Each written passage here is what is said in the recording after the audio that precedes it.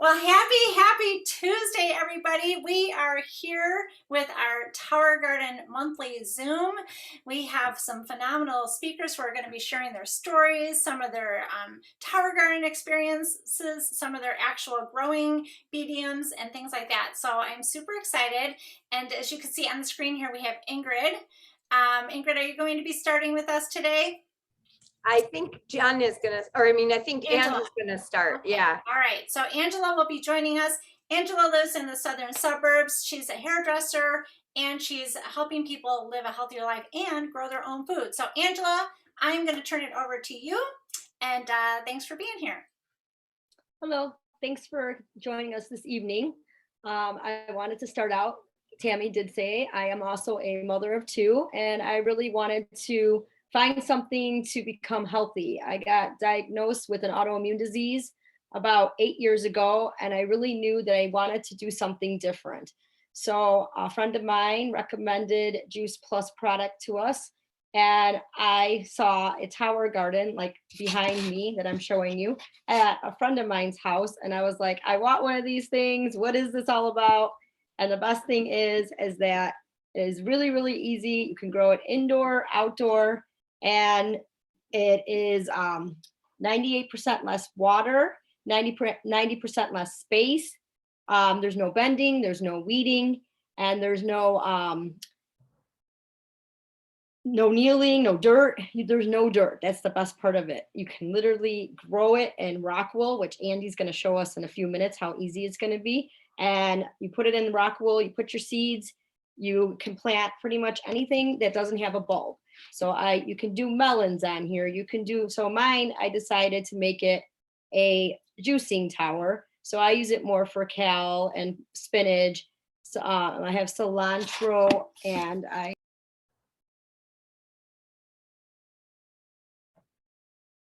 And you're muted. Sorry, I got muted for a minute. Swiss chard, kale. I got a lot of lettuce on here. So between the juicing that I do, I also make a lot of salads. So pretty much every day I eat a salad for lunch. I just come down here, real simple, just trim it up. You don't even have to wash it because there's no bugs on it. It's the best part of ever. So I saw it, I loved it. This one that I have here is a home. I think Ingrid has a flex that she's going to show you. Mine is 24 inches wide. It holds 32 plants, 16 large, 16 baby greens. And it is, I have the lights on it. This is extra that you do have to put lights. If you grow outside, you do not need lights. So indoor, outdoor. I like the fact that there's a little, it's very easy. It holds 13 gallons of water, and they have a little indicator here that it tells you, can you see it? That you can fill it up. So mine's full right now. I fill mine up every 2 weeks with water. So, and then you can just check the pH balance on it. It's really fun. I get the kids involved. It's like a science project in our house. And when you grow it in the rock wool, it's really easy because in 2 weeks you start getting some really nice. So my parsley kind of took off over here. So I have a ton of parsley and I can dry it up, give it to people for Thanksgiving and so they can make soups and turkey. And then the other one is the flex, which is outdoor or indoor. And it is 30 inches wide. It holds 20 gallons of water, 20 planting ports, and you can also have the lights on it as well. Wheels are sold separately on that one. But I just put mine easily on a mat so it doesn't get any water on the floor, and it's real easy to move around. I don't know what else I would like to say, but I really love it. It's easy, and that was what really got me going on it. Just something simple, easy, and don't have to go out there and pull weeds, and it was hard on your back. So I'm going to turn it over to Andy.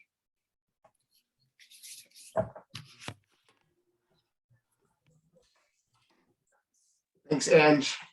That was awesome. Your tower garden looks amazing. I have had some really, really great experiences with my tower garden. I ate off it for nearly 9 months until I had to clean it. And I took it apart and cleaned it. I never put it back together. But thanks to this group of girls right here, Tammy, Ingrid, and Ange, keeping me going, they guided me to get back and do it. And I'm setting mine up again, finally. So that's what I'm going to show you guys today. And you guys, if you think you're in this alone, you're not. It's going to make me cry thinking about how these 3 women have kept me going and got me back motivated to doing this and helping me do this, right? Even though it's easy, sometimes you need some help, and you'll never, ever, ever be alone. We can get on Zoom. We'll even come to your house. That's how dedicated we are to helping people live a more healthy, happier lifestyle. So with that being said, what Ange was talking about was the rock wall, right? You'll get a sheet of these. You'll get 2 sheets of these when you order your tower garden, right? And you'll get seeds, and you'll get nutrients, and you'll get the pH kit, and you'll get a timer, and you'll get the pump to pump the water. All that stuff comes with. So when you get your set, you'll have everything you need. And then you have to replenish after you run out of stuff. But this is how I like to do it. I'm going to start my seedlings, right? So this here, can you guys, right here has been soaking for about a half an hour so the water gets nice and soaked up. The rock wool gets nice and water soaked. And then I have them lined up. I have 24 rock wool in here. Then I have my little cheat sheet right here. So at the top, I'm going to put broccoli, 2 broccolis. I love broccoli, spinach, romaine, 2 romaines. I've got 4 different kinds of romaine I'm putting in here.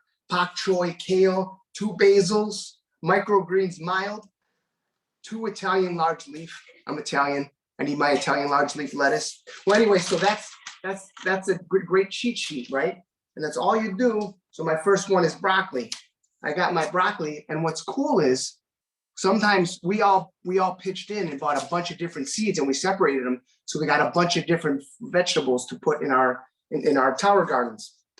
So you just open it up and you put them in.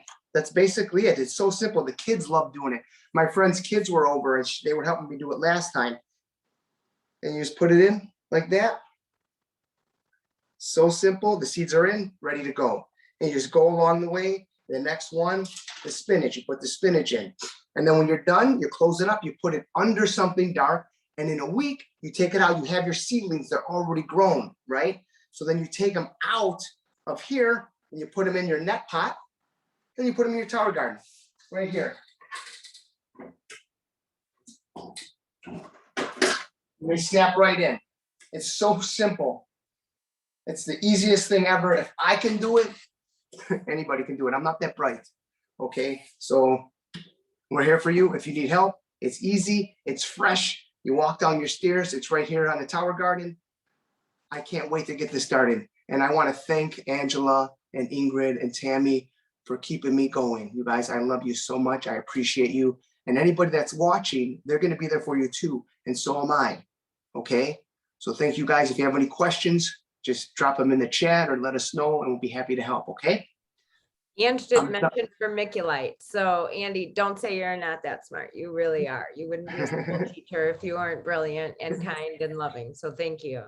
Thank you. No, as far as vermiculite goes, Ange, so, there's all different methods, but I didn't hear at some point, if you keep it in darkness, it's kind of like replicating the little bit of dirt on top. And that's really the purpose of the vermiculite. So it's an added ingredient that maybe you don't necessarily need. I've done away with using vermiculite. I just put it in a dark space for, like Andy said, 5 to 7 days. And then once it sprouts, I put it out on a little heat mat under a light, and then pop it in the tower about maybe 2 weeks in. But that being said, let me get to my desktop so I can show you my PowerPoint. All right, well, that's the beginning of it. Here we go. All right, can you guys all see that okay? I don't know, because I can't see No, it. not yet. I don't see it. No? No. Okay. Okay, share screen then. Hold on, wait. Well, you're finding that I forgot to mention it also self-waters, so you can hear the noise in the background. Yeah, so all right, here we are at Tower Talk Tuesdays. Now, here's a quick video that kind of goes through and shows you all the details, the quickness of it.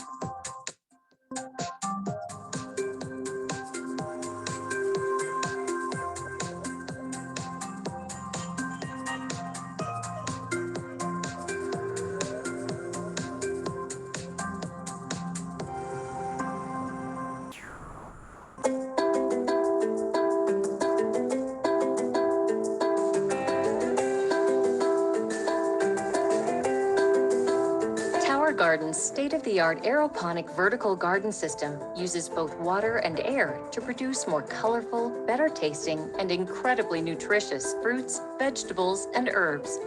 Tower Garden has a 20-gallon reservoir at its base that stores the Tower Tonic nutrient solution. Developed by experts in plant and human nutrition, Tower Tonic Mineral Blend enables superior plant growth and better nutrition from your Tower Garden produce. The process begins once the seedlings have been placed in your Tower Garden. Here they will be nourished with Tower Tonic nutrient solution. Inside the reservoir is a small, low-wattage submersible pump. The pump pushes the nutrient solution up through the tower to the top. From there, the nutrient solution drips through the central tower using a special device that evenly cascades the solution over the exposed plant roots. On the journey down the tower, the nutrient solution feeds the roots and becomes highly oxygenated as it cascades gently down the reservoir. This process is continuous, providing fresh oxygen, water, and nutrients to the roots of the plants. This patented aeroponic process enables food crops to grow faster than they would in soil, so they can be harvested more often. And it makes Tower Garden the healthier, easier, smarter way to grow your produce.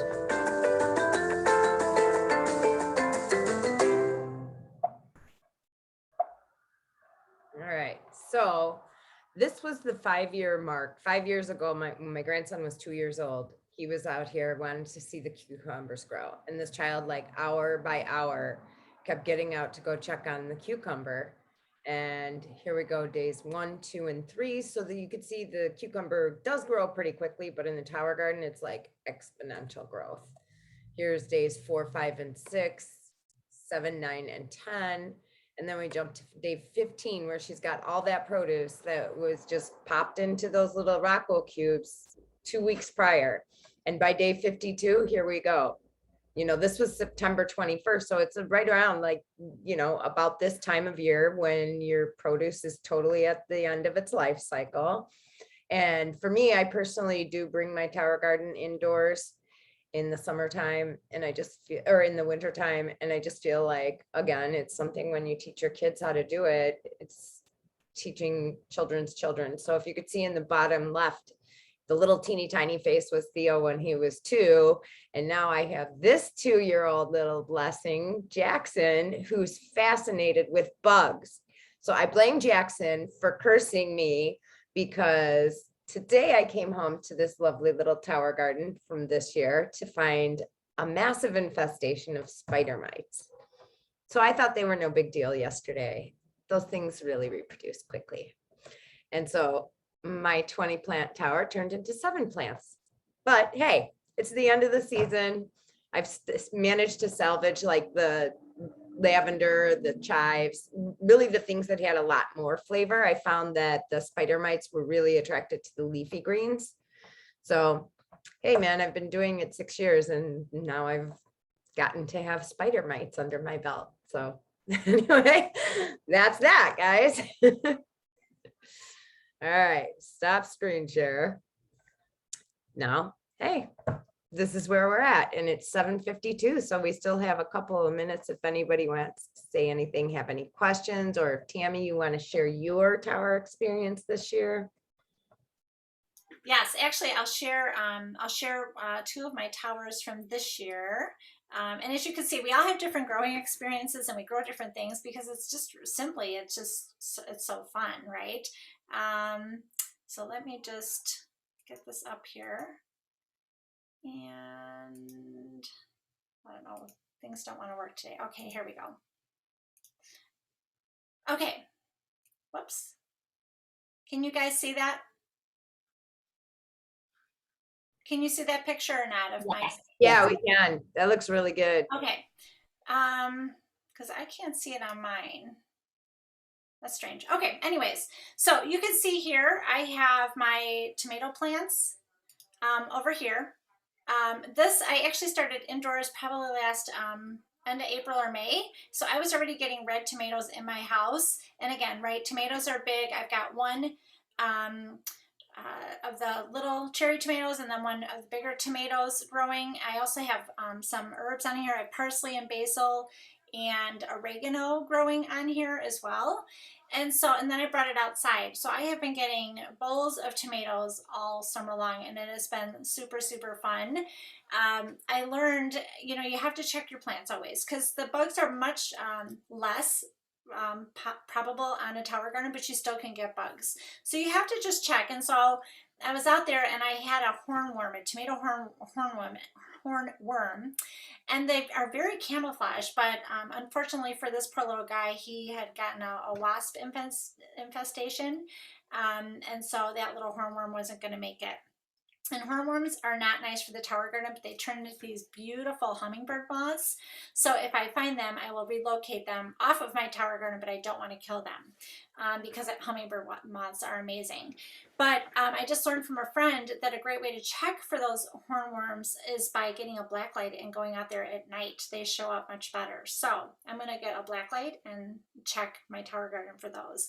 Then you can see over here, I have a tower garden in front of my house, and it's because it's in front of my house, I'm only growing marigolds. So I have a whole tower of marigolds, and I just love it. It's bright, it's colorful, it's festive, and so it's just something I enjoy.